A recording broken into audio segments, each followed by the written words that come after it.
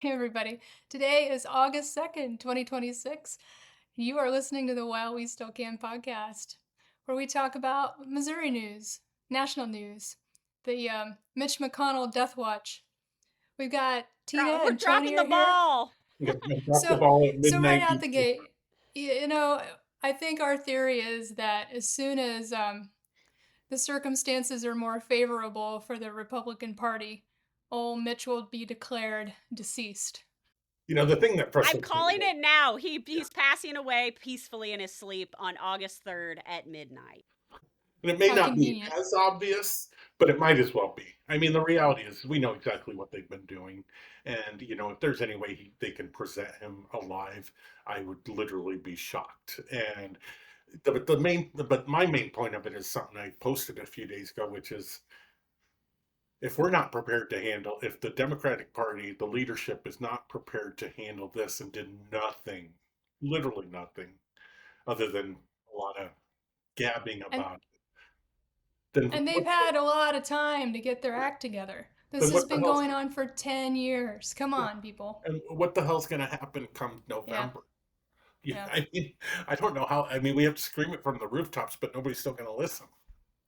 Yeah. I don't And think they obviously, it's very obvious that there is no plan, and we're the plan if we want a plan.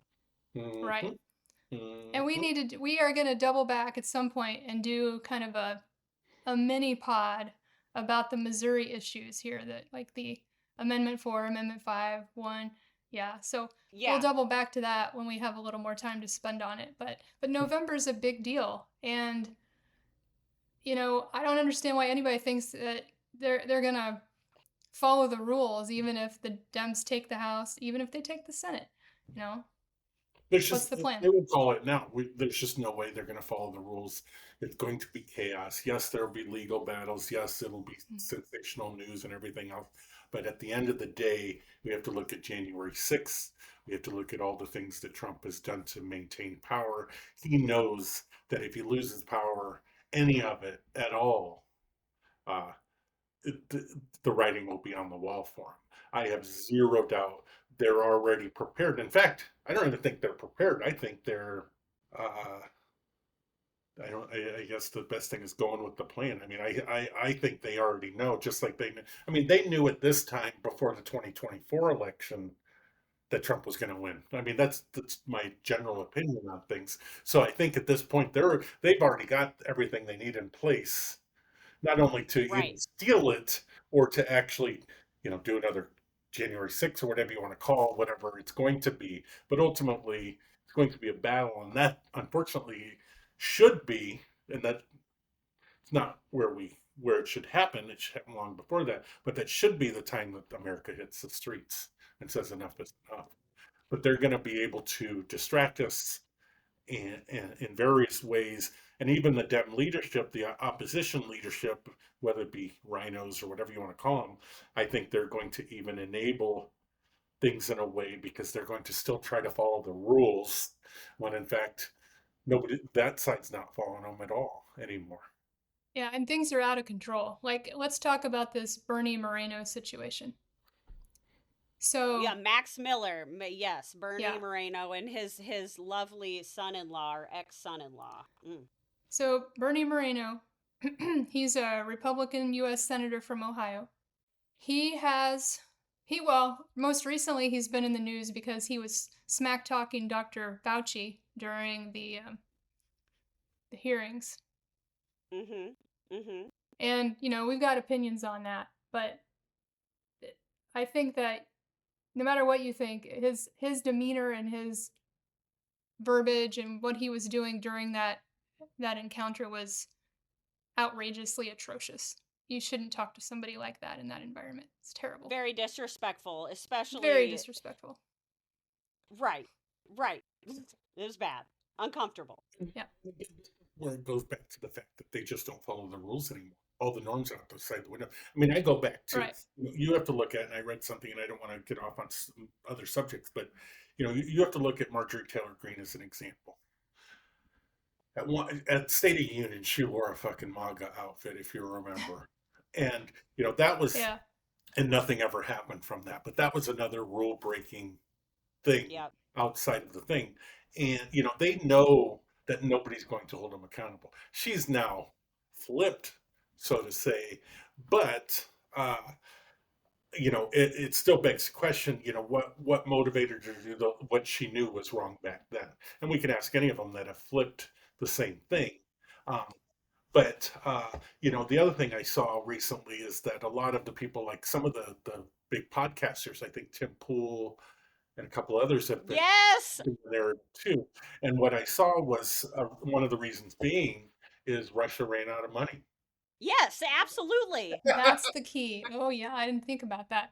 Yeah. No, dude, But Tim Pool was on Twitter the other day and he was like, yeah. Russia is pretty bad. Ukraine, I was wrong. And all of his supporters are in the thing. I'm like, they're like, fuck you, bro. And it's like, ugh, that's what you get, brother. No Yeah. one likes you. They only liked you because they wanted to hop on your train of hating the same people. They never really liked you, bro. They never liked you. Russia never liked you. No one likes you. Mm-hmm. Which brings us back to Moreno, because his son-in-law, okay, for those who haven't heard it in the news, his son-in-law's name's Max Miller, and he's running for some office that I don't recall. He's Ohio Congress, I think. Okay. So, of course, he's been endorsed by Moreno because he's his son-in-law. But, plot twist, Max Miller is a domestic abuser, which I think is well documented. We don't even have to say allegedly. Well, I don't think he was prosecuted yet, so I do think we have to say allegedly. Okay, allegedly. But there is multiple, this is not just his ex-wife, because it just came out that there is reporting about him dating Stephanie Grisham, which Stephanie Grisham was, Melania's best friend? Yeah. So here's what Bernie dated him. Yeah. Okay. That's an interesting crossroads. Plot twist. So what he said on Twitter today, Bernie Moreno, he says, as a father and husband, I can tell you the last 2 years have been pure hell for my wife, Bridget, our daughter, Emily, me, and our entire family in the aftermath of Emily's divorce. It has been horrific to watch this play out in full public view, all while knowing an innocent 2-year-old girl is caught in the middle. Our priority has always been protecting our daughter and our granddaughter. Out of concern for the safety of my family, I hope to keep this matter private, but Max Miller's increasingly erratic and dangerous behavior has made that impossible. As he has admitted privately, Max Miller needs serious psychological help. He is a danger to my daughter, and I hold my breath every minute that he has custody of my granddaughter. So you're telling me the guy that's writing this, and today, that was dated 6 hours ago. He was okay to endorse this guy fairly recently, though. Well, that's yeah. So tell us what's changed. Tina, are you up on what's changed here? Well, according to Max, so we know that everything that happens is because of blackmail in some sort of way. People are not doing anything on their own volition anymore. It's all blackmail. Allegedly. But apparently, well, okay, Max Miller is basically telling his ex-father-in-law to shut the fuck up. You want to talk shit on me? Well, I have your Grindr account and all of these men that you have solicited. His Grindr account? Yeah, a lot of gay soliciting. Essentially, which we don't care. Like I said, poke a butthole. I love that for you. It's just the hypocrisy. Absolutely. If I can't do it, you can't, brother. Okay? So, the hypocrisy is one thing, but let's go back to the actual issue with his daughter and granddaughter. I appreciate the statement that took him forever to come out with. Yeah. Forever.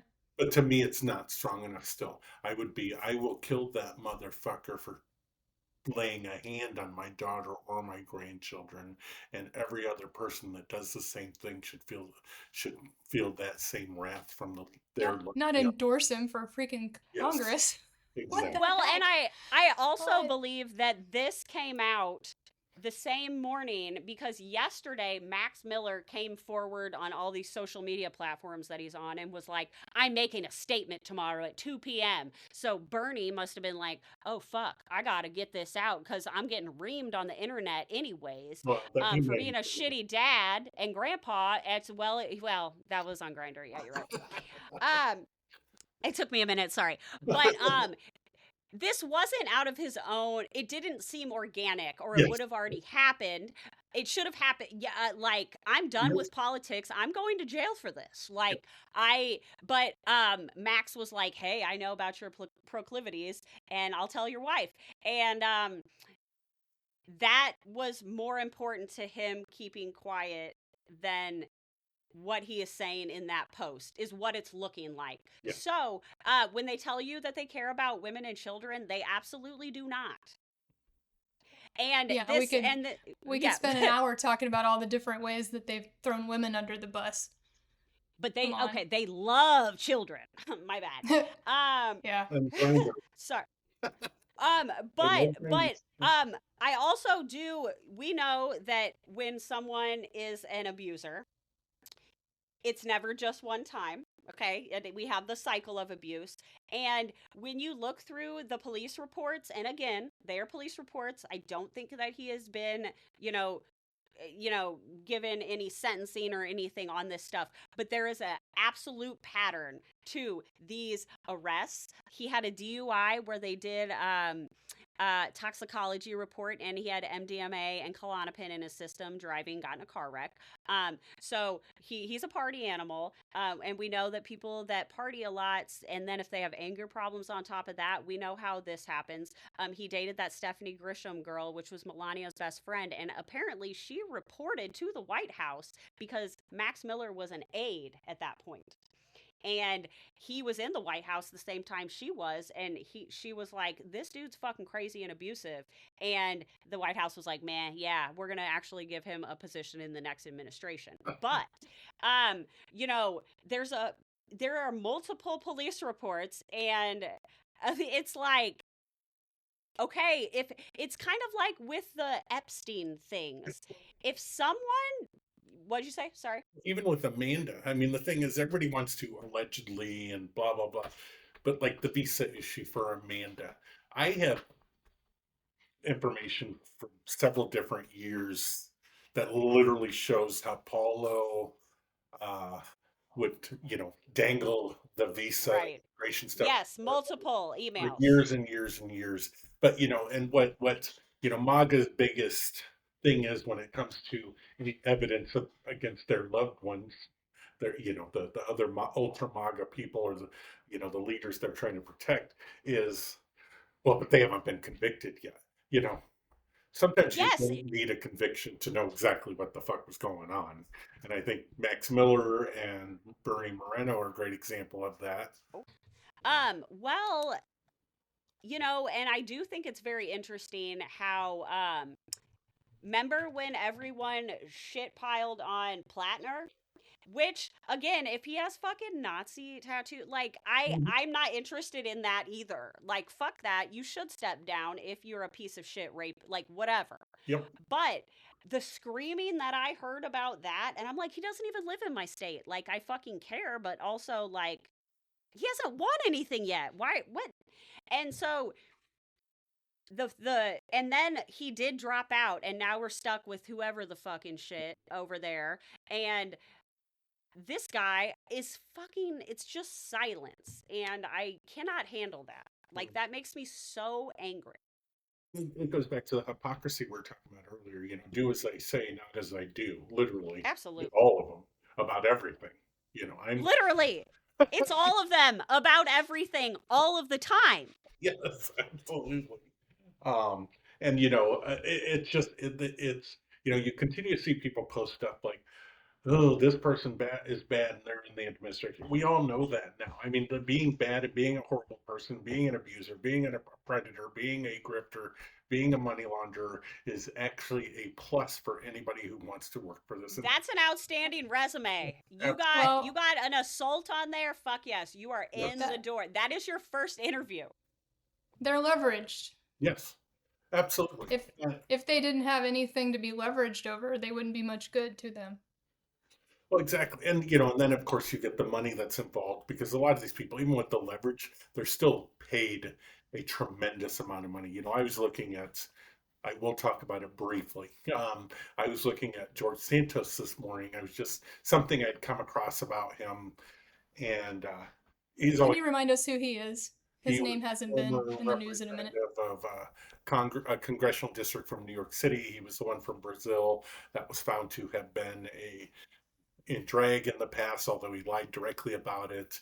He has been convicted of fraud. Trump commuted his sentence, and he still tries to run in those circles, even when the GOP doesn't seem to really want him anymore.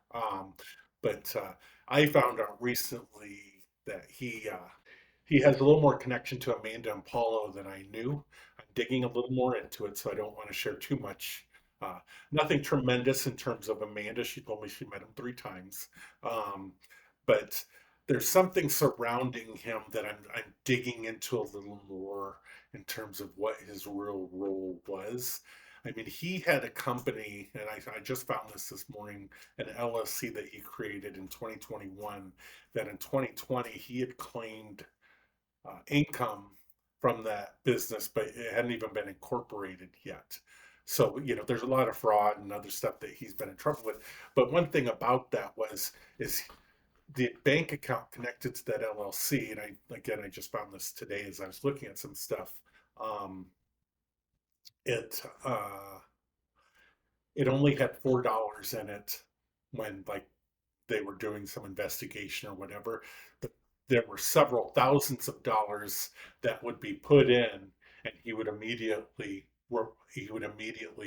take out of it. So there was this mysterious money that was coming from somewhere that was being deposited, and he just pulled it out of it. And that kind of got me into and again, I don't want to reveal too much before I'm able to dig a little more, but that got me into looking into some other things that I'm aware of, like the fact that, there was an article several months ago about Brazil being kind of a hub that Russia uses to send citizen spies to, and they change their identity as Brazilians, turning themselves into Brazilian citizens, and then they farm out to different parts of the world to do spy stuff. I mean, there's an article that should be pretty easy to find. It was a pretty prominent article.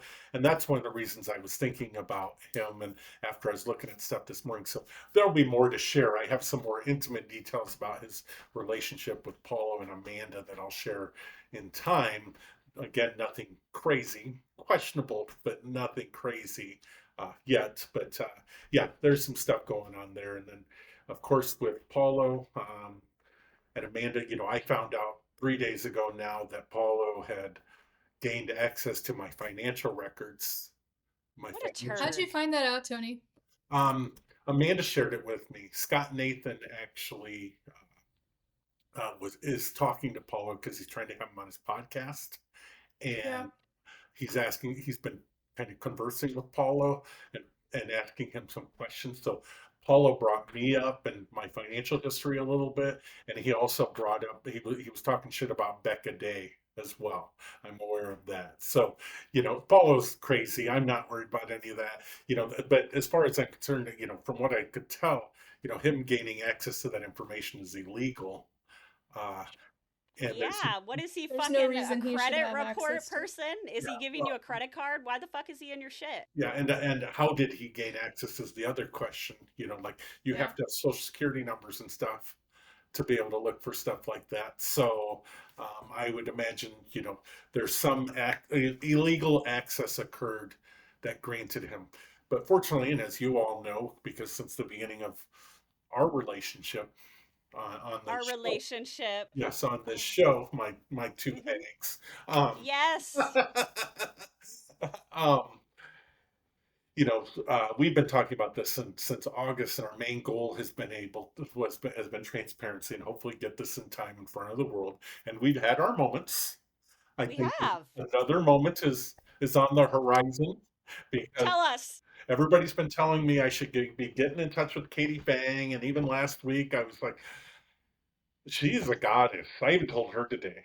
I was like, you're a She's goddess. a badass bitch. Yeah, She I is do a not badass want you to bitch. take your time away. You're doing the Lord's work, and Literally, you're yeah, doing what the elected officials are fucking supposed to be doing and getting paid for. Thank it's, you. Thank you. She It's gives me always a. faith in the media. Yeah. so I had checked. She didn't have open DMs on Twitter, so then I went to Threads and I realized she actually followed me on Threads, even though I didn't Oh. follow her. and her DM was open. So I sent her a DM and I was like, okay, we'll see if she even sees this. And within a few minutes, she actually replied back to me, and she's It's like, amazing. she's like, Great. thanks for reaching out. We've been paying attention to your work, meaning the Midas Touch group. Been Yes. actually looking at my stuff. And then, I sent her a message. I said, I'm just about transparency. I'm not really in this for myself. I'm just looking to find a way to get this information out in front of the world because mainstream media chooses to not pay attention to it. And although I haven't announced this publicly, I actually am having a one-on-one conversation with her this evening. Fangirl, Excellent. fangirl. Excellent. Tell her your hags are just stand back and stand by, okay? We are ready. So I'm humbled more than Yeah. anything about the fact that she's given what work she's doing, and this is a Sunday. I would figure today's a crazy day for her news wise and everything else because of just Sunday's a big news day and all the shows and stuff. And I'm like, so for her to actually have the Yeah. time, take the time, and want to speak with me, I'm truly humbled and honored, and I hope that I can give her information that allows us to do what we want to do. And for people that aren't familiar with it, she has a very significant lawsuit going on right now. Yeah, she actually is had sued the Justice Department for transparency regarding the Epstein files, and they currently are illegally still not following the judge's order, who ruled in her favor for information to be turned over to the Justice Department. And Todd Blanche continues to obfuscate and obstruct uh, the court order in terms of unredacting names that shouldn't be redacted. And It she just has oh, sorry, she has go a ahead. Substack, right? Yes, I believe she has a Substack. And I heard an interview with her and Allison Gill from the Daily Beans Mueller she wrote, who she's, I've been following her since she started her podcast in her basement many years ago, and I'm just watching how her career's evolved, and now she's helping amplify all this too. It's I'm just really impressed with this swell of independent journalists. Much like, I know you don't call yourself a journalist, Tony, but you are. You take the time. Absolutely. You're following leads. You're trying to weed out what's fact and what's fiction, pushing the facts and trying to get it in front of somebody that can, amplify the truth. And I mean, that's what journalism's all about. You're Asked me at work today. Somebody I was sharing information with today, and he was a little mind blown. Most people are when they realize what I have going on. Right, yeah. It seems so unreal. And he's like, "Well, He's like, "Are you a CIA guy?" I'm like, "No, I'm just a regular guy." And he's like, No, I work at a what? Hy-Vee, it's fine. A what CIA. guy? CIA. "Yeah." And he's all, "How did you Tony's get a into spook. this?" I said, "You know what?" I said, "The 2016 election, I was never Yep. big into politics, anything like that, but I just got really pissed off when that Yeah. election happened, and I just started getting into things, and then I found I had a knack for getting really shitty people to engage me." Tony the Troll, we knew. Well, and it's one of those things where when this all started in 2015, 2016, you could feel how bad it was, and you knew that this is wrong and bad and icky and not gonna go well and very predictable because we've read books. But you went out and found the meat. Yeah. To match the feeling. Like, okay, I knew my brain and intuition knew, like, they doing some shit. And Tony came out and found me all the receipts of the shit. And And I agree. I think what I was able to do was I was able to identify the key players that haven't had a spotlight on them. Uh, yep. and I was able to spend months, years researching, developing, and even engaging with them. Yeah. And the Yeah. people I talked I to, dare say it's been a decade. yeah, it has been 10 years. I can't believe Fuck. it. And Yeah, it's crazy. I mean, the people that I've engaged with multiple times, you wouldn't believe it. I mean, you guys know who all this stuff and the shit. And there's so many separate things. I mean, the only thing is with the Amanda and the Paula story. Obviously, that's the most sensational because it's most relevant. And we're still dealing with it. And I've gotten letters from the president, letters from Paula Santos, and all this other shit. Casual, Yeah, casual letters. So, demands. Yeah. Govern I'll yourself say, accordingly, Tony. If yes, you would yes. just do Well, that, we wouldn't let have me to talk about that fucking. real quick. I'm sorry, but we all know now because, and it pissed me off. And again, I've talked about some of these other high-profile resistors and whatever, and what my feelings are about them, both publicly and non-publicly. And Aaron Parnas did a big thing the other day about Lev Parnas getting a demand letter from the president, and I'm like, fuck you, Aaron. I said I got my own letter a month ago. And And he I was I asking know for he knew. somebody. I know he knew I got it because so many people tagged him on it. Yeah. And he didn't cover it. Then Lev, who I still not 100% there on him. I've had some other information given to me, and I hope he does good work. But there's a lot of people not necessarily doing good work that are presenting themselves. Well, it could always turn into a Michael Cohen situation, Yeah, is my fear. yeah, with Lev and Aaron and all of that, and or not Lev, yeah, Lev, and Aaron. So, but I was just mad because I was like, my story is much more important, and I'm not again. Listen, yes, it's about me, but I'm not trying. I'm not trying to gain notoriety. I'm trying to gain interest in the information that I've collected because Yeah, none of this is about us. yeah, and whereas everything else becomes about something else and they never really get into the meat of things to be able to Right. make up fix it. It's just a sensational story that they're running with right now because the news cycle will change 10 minutes from now, and Right. that's how I feel with so I have that demand letter because Amanda shared it with me. Lev sent it to her. I had posted it, and then of course She we've had wanted you to take it several down. instances before. Yeah. Amanda's like, can you delete it? So I did, but it was out there. And it's Right. because they only emailed Lev. I got a personal FedEx motherfucker. Yeah, like And get some real shit, what love. was Come on. funny was it was like a template because at the very end, and Lev's letter was only from Melania. Mine was actually Trump and Donald and Melania. Glad he fucks kids. Fucks kids. And but with the Lev thing, in the paperwork it actually it was addressed to Lev, Shalev, and Amanda, based off of the podcast that she had done with him. So Amanda sent it to her and she actually shared it with me. And at the very end on the last page, it literally says the same thing. Please govern yourself accordingly. Just sending out fucking templates and changing the Exactly. names. I think you need a T-shirt that says "I'm governing myself appropriately." You're Yeah, right. accordingly. Don't take me to camp. I don't camp. It's hard because, like, Tony, everything you just said is absolutely valid. But on the other hand, like, we need every ore in the water we can get right now. So I kind of struggle to like criticize Well, because exactly. I don't want to people burn are bridges. whatever's bringing it to people's attention, I feel in the moment is a good thing. But Well, yeah, it's like But you but were if there, you had been there and done that. if you don't vet, but people, okay, if we have not learned anything throughout all of this, is literally people can change whatever the fuck their thoughts and feelings and motives are at the drop of a dime, literally. So it's wherever the money is. So it's really coming down to like intuition and coherence of people's actual intentions at this point, and to be able to figure that out via a social media video or post, it's very hard.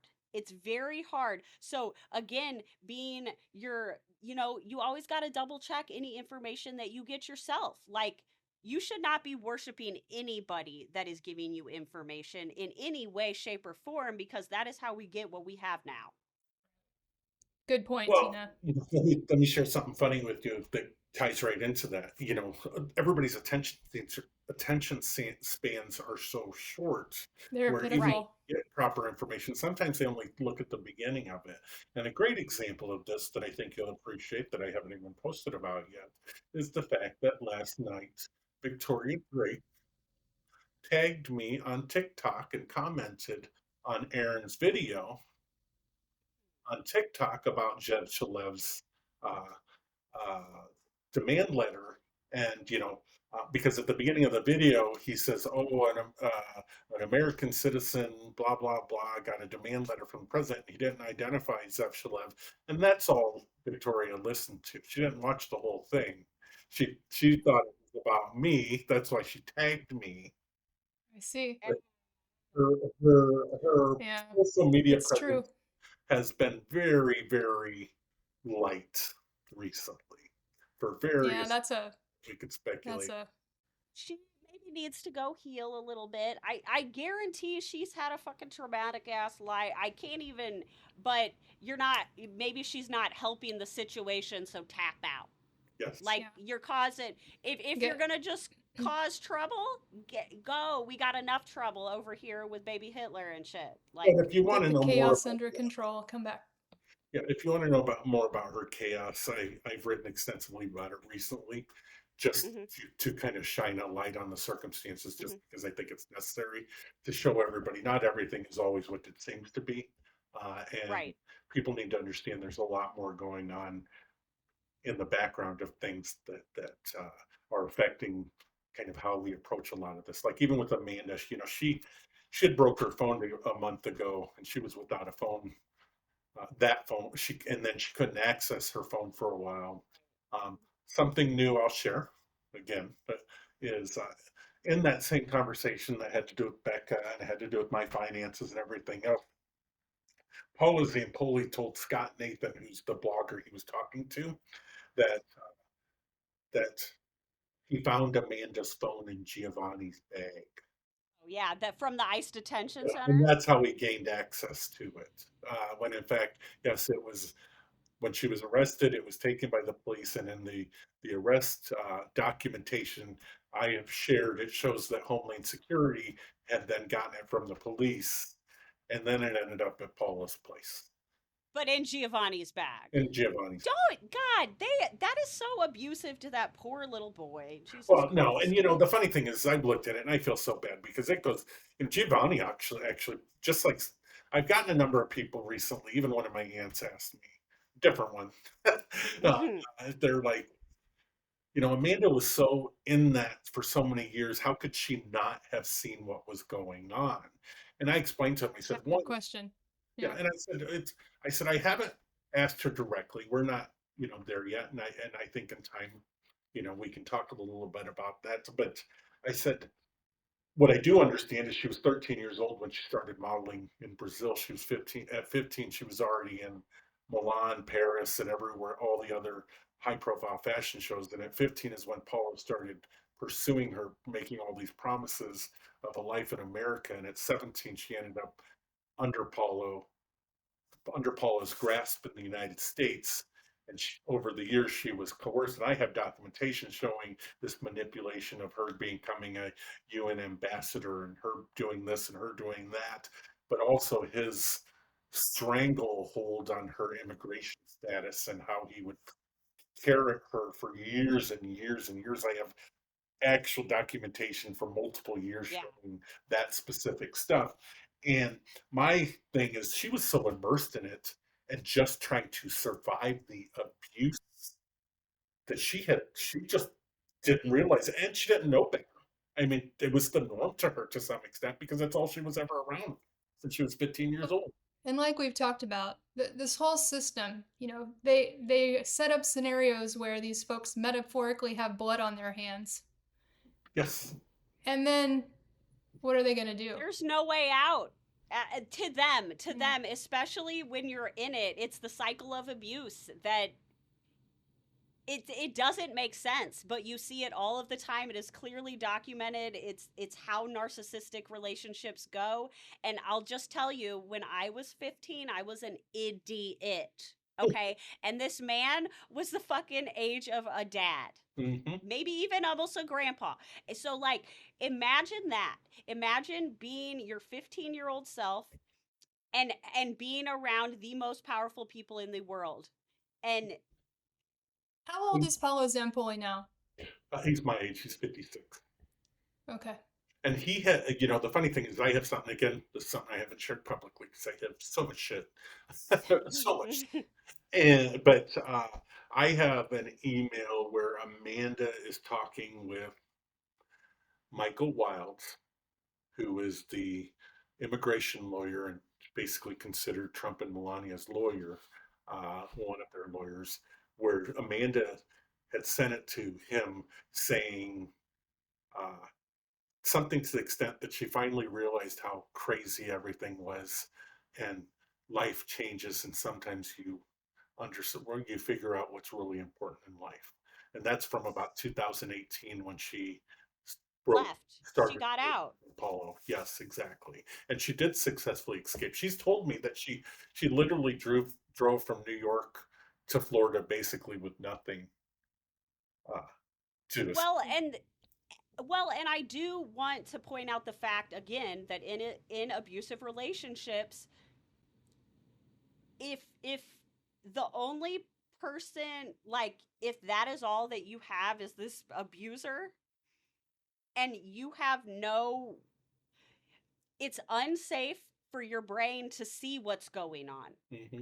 because it's trying to keep itself safe. And so that goes along very much with all of these ritual abuse survivors that we talk about all the time in the MK Ultra and the brain splitting. But the abuse is fucking trauma. So I mean, she was literally just trying to survive. And then when that baby came into the picture, then she just had to make sure her baby fucking survived. So I'm not saying that any of it is right or wrong or whatever, but like, we need collective therapy, guys. She found ways to cope. She's admitted to me. I mean, it's public information that she had done cocaine for a while because Paulo had introduced it to her. And I think, again, that was a mechanism that allowed her to escape. Survive. Yeah. And, Yeah. she had, somewhat of a drinking problem, and she admitted that, but who doesn't? Yeah, Did right. you These days. hear? I heard a clip of Hunter Biden talking about, addiction and whatnot. And he's like, well, why was I taking drugs at that point? Because it freaking worked. I felt Yeah. amazing. Yeah. Yeah. I mean, you're trying to numb some pain inside your body. That's Right. what you're doing.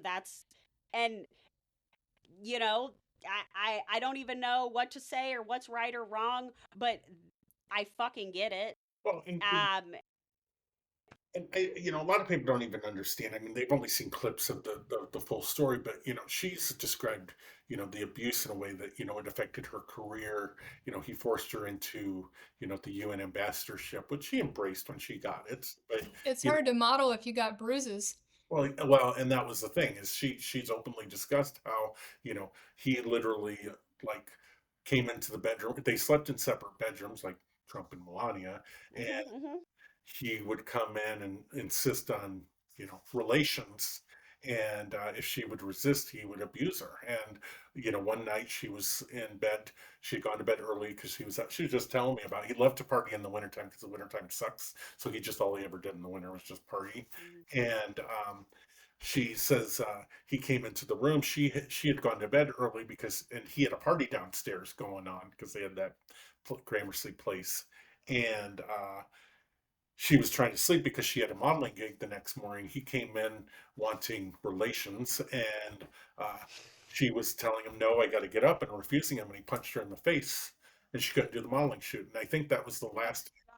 Yeah, that was that was when she actually had to stop modeling because the abuse had crossed over to affect her ability to do the job. So now she's in a country where she does not have citizenship. She has a fucking kid. She has an abusive baby daddy, Yep. and now she can't even work. And they're required to go, literally required, she felt, to go to every event that they were invited to at the White House or Right. Mar-a-Lago, which they did, which is, you can see it on Instagram going back decades, you know. That's a lot of fucking pants to put And on. it's the I same ain't thing trying with, to do all that. well, it's the same thing with poor Gio. He's just a prop in all of this. But it goes back to when he was a kid. I mean, there's a video on Instagram of poor little Gio, maybe 7 years old, with the Be Best shirt on, talking to Melania on the Be Best on the video directly to Melania. And it's just, and when you read these emails, it's so fucking annoying. I can't stress that Yeah. enough. When I read some of these emails that I haven't even shared with the world yet, some of it's just to protect Geo. I mean, because Paulo literally will be talking to a world leader in an email about something, and he'll literally say, Giovanni said, Poppy, blah blah blah blah blah blah blah. Inserting Giovanni into it to try to, manipulate the Make him situation. sound like a trustworthy good dad. Yeah, he's talking to royalty. He's talking to, and something that had come up. This is why I don't necessarily believe he's under the investigation of the FBI. And if he is, I think it's bullshit. So that's something that I don't know if everybody Yeah. knows, but we just found out through text again in this whole thing. He told Scott Nathan that him and Fabrizio Pereira, which is his house manager or state manager, whatever you want to call it. That's the man that actually had given Victoria Drake the sweater when she was leaving and she was naked after being drugged and raped at his residence in October 23. Um, Fabrizio Can you Pereira, remind us who Scott Nathan is? he is a blogger. He does, I think, a YouTube channel, and he also has TikTok, Instagram. Okay. I think Instagram where his largest presence is. I'm not sure. And I'm a little disappointed, honestly, that he hasn't reached out to me knowing what he knows, what Paula told him. I mean, I should have known that Paula told him about my finances. Yeah. To get the other side of the story. Yeah. And I'll at some point address that directly with him, but I don't have a relationship with him. But Yeah. I've got bigger fish to fry right now. But um, so this Fabricio Pereira and Paula Zampoli, um, along with the grooming of poor little Geo and everything going on there. Perrier has been his house manager and his confidant for 30 years now. He knows He what. knows all the dirt. Yeah, and I have indications in some of these emails that show that that Fabricio tried to help Amanda at times. So I mean, I'm not, I'm not throwing everybody on the bus as evil people, but he's also been involved in some serious shit, and I'm digging into some of that too. Amanda You knew and you didn't say something. huh? And you knew and you didn't say something. He enabled. Is what it is. And that is how all of the things keep happening because so many people know and no one does anything. Because they're gaining money. I just no, I can't share that. I'll tell you guys offline. I have something else that I just found out too, but we'll save that. Well, I feel like that was a pretty good little synopsis of the fucking weekend or whatever. But Tony is going to talk to Katie PHANG. Yes, so. I'm talking to her tonight at 18 Central. It's not an interview. We're just going to chit chat. I'm not sure what information we're going to start with, so I'm just going to go with the flow. Sure. That's Tony's Encyclopedia Britannica.